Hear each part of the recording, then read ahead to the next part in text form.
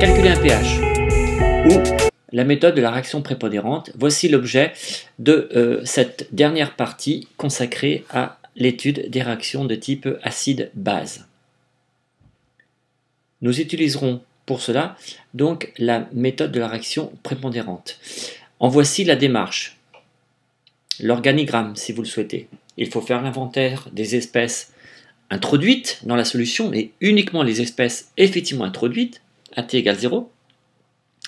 Placer les acides et les bases comme nous l'avons vu dans la seconde partie sur une échelle donc verticale où sont indiqués les pKa.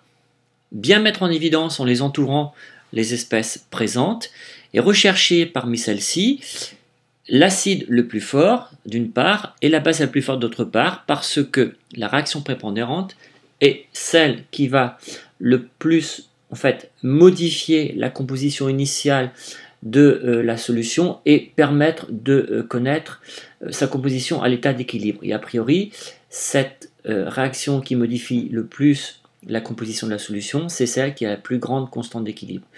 Et la réaction ayant la plus grande constante d'équilibre est celle qui met en jeu l'acide le plus fort réagissant sur la base la plus forte. Alors attention, le calcul de la constante d'équilibre montrera peut-être que cette constante d'équilibre a effectivement une valeur très très grande, c'est-à-dire très supérieure à 1. Nous verrons si la réaction est considérée totale ou pas, mais elle peut aussi avoir une valeur très très faible. Il n'empêche que ce sera la valeur la plus grande parmi les valeurs des autres constantes d'équilibre, et ce sera donc cette réaction dite prépondérante qui nous permettra sans doute d'évaluer le pH. Voilà, on calcule la constante d'équilibre, on regarde si le caractère total de la réaction a lieu, ou si au contraire c'est son caractère plutôt très limité. Dans les deux cas, eh bien, la conclusion sera très rapide, et il faudra donc soit déterminer l'équation permettant de calculer le pH, ou alors en fait reconsidérer un système dit équivalent et reprendre l'organigramme au tout début. Je vous propose en exemple de calculer le pH d'une solution obtenue en mélangeant donc de l'acide éthanoïque, donc un acide faible, avec une base faible, le nitrite de sodium. 100 ml d'une solution, 100 ml d'une autre. Il ne faudra donc pas oublier le facteur dilution. Les concentrations, initialement, seront donc égales à 0,05 dans le mélange réalisé, que ce soit en acide ou en ion nitrite.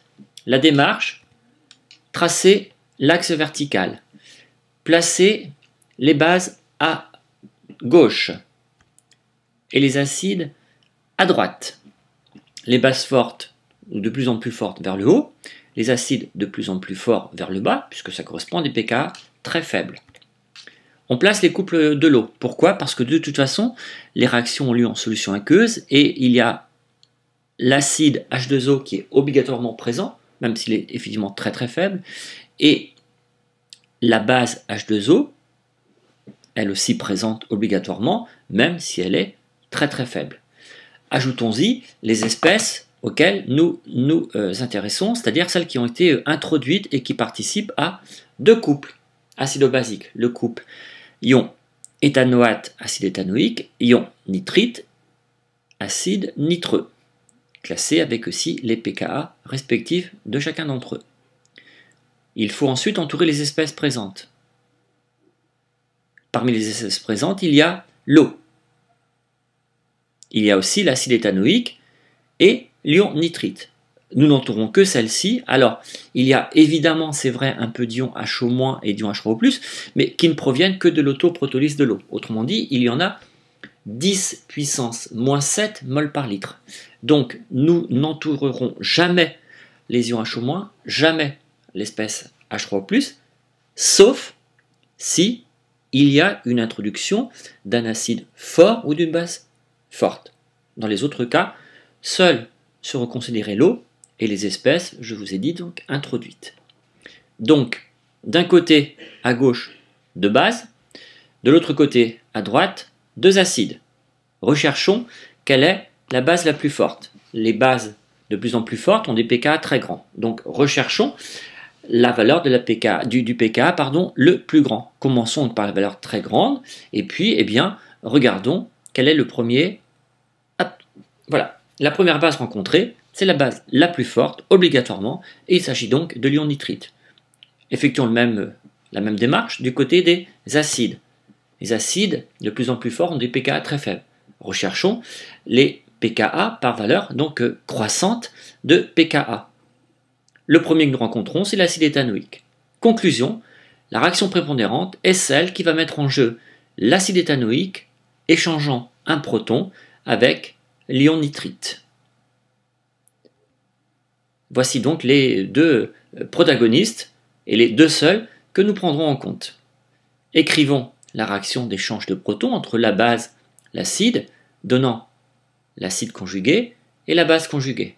La constante est notée K standard.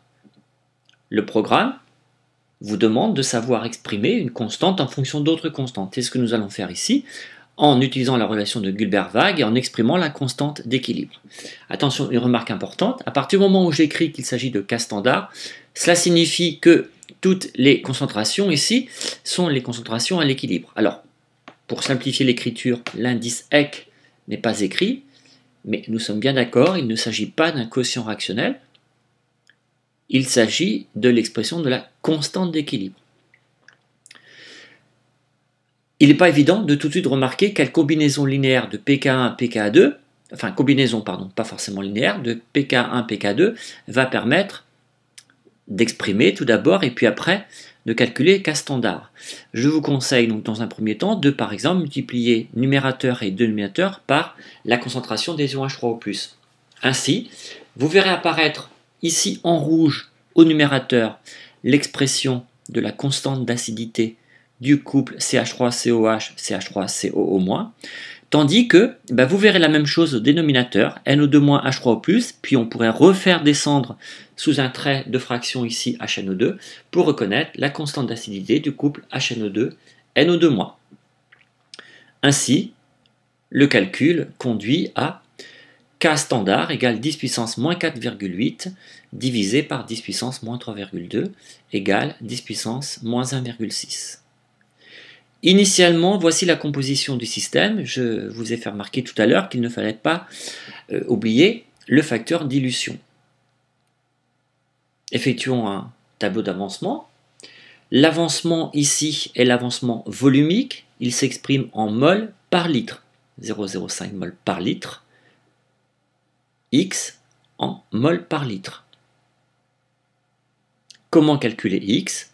En résolvant une équation du second degré. 10 puissance moins 1,6 égale X au carré divisé par 0,05 moins X au carré. Si nous prenons la racine de cette expression, nous voyons que 10 puissance moins 0,8 est égal à X sur 0,05 moins X. Il est assez maintenant aisé d'en extraire X égale 0,05 fois 10 puissance moins 0,8 divisé par 1 plus 10 puissance moins 0,8. De cela, l'on tire X égale 6,8 10-3. La composition du système est donc parfaitement connue. Nous connaissons les concentrations à l'équilibre des 4 espèces.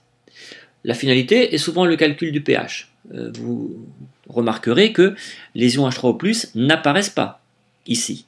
Mais il ne faut pas oublier qu'à l'équilibre, les différents équilibres acido-basiques sont tous établis. Là, nous n'avons écrit que la réaction prépondérante.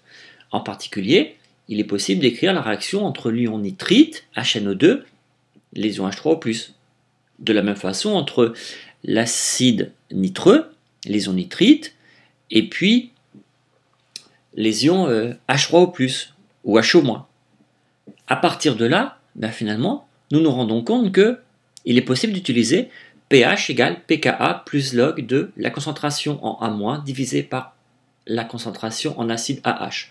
A- peut être la base nitrite, mais peut être aussi l'ion CH3COO-. Autrement dit, cette formule-ci est valable pour tous les couples présents dans la solution. Vous comprenez bien que le pH de la solution, il est obligatoirement unique, et en fait, il peut s'exprimer en fonction des différents couples présents. Ainsi, certains d'entre vous vont peut-être faire le choix de calculer le pH à partir du couple impliquant l'acide nitreux, pour trouver que le pH est égal à 4. Bien évidemment, ceux d'entre vous qui ont choisi d'exprimer le pH à partir, ou plutôt en utilisant le couple CH3COH, CH3CO-, vont trouver évidemment la même valeur de pH. Une petite simulation avec le logiciel Dosake permet de valider ce résultat que nous venons de calculer. Voilà. Je vous propose donc à titre d'exercice de vous entraîner à calculer donc le pH d'une solution qui contiendrait de l'acide éthanoïque, attention à la dilution, et de l'ammoniac, NH3, attention à la dilution également. Reproduisez le petit organigramme et les schémas tels que ceux que nous venons de voir et de détailler ensemble, et laissez-vous après donc porter par cette réaction prépondérante, par vos calculs, et vous devrez vérifier qu'ici, il se trouve que notre pH est égal à 7,0, ce qui n'était pas du tout attendu, ce qui est un cas particulier au regard des pKa1 et pKa2 des couples. C'en est pratiquement terminé.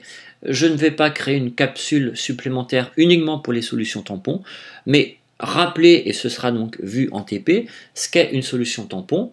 Une solution tampon, c'est une solution dont le pH varie très très peu quand vous apportez des quantités raisonnables d'acide fort ou de base faible.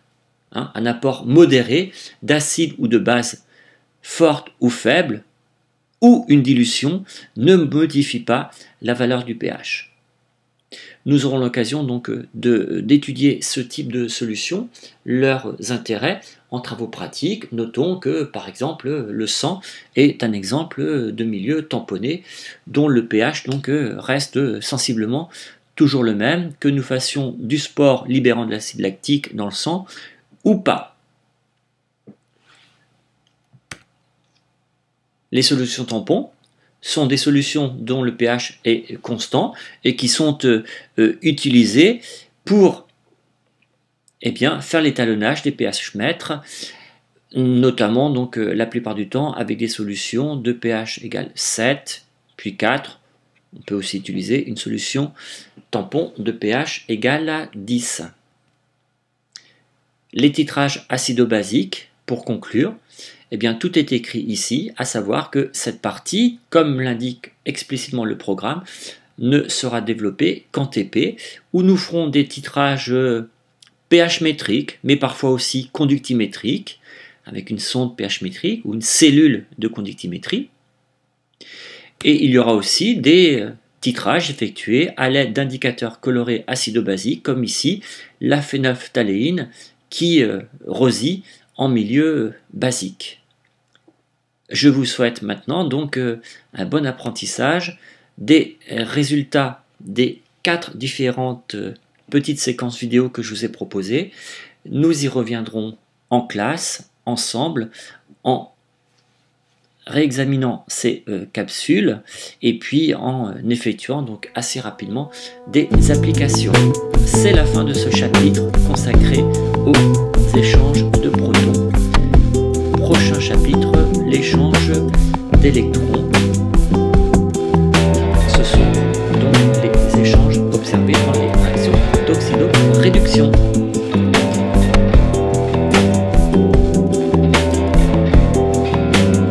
Nous n'en aurons jamais fini.